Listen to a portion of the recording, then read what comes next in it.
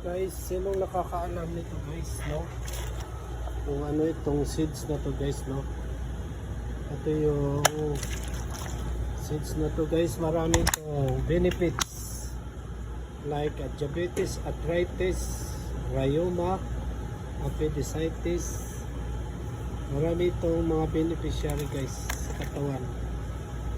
Ay, seeds yung mga seeds? Basil seeds. Basil seeds. Ayan guys, oh. Tingnan nyo guys. Ayan yung basil seeds guys, oh. Ayan guys. Kala nyo buto ng dragon fruits, hindi yan buto ng dragon fruits guys, oh. Basil seeds guys.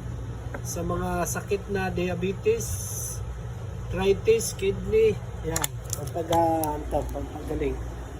Yan guys, sarap inumin guys. Yes, napakasarap niyan inumin guys, no?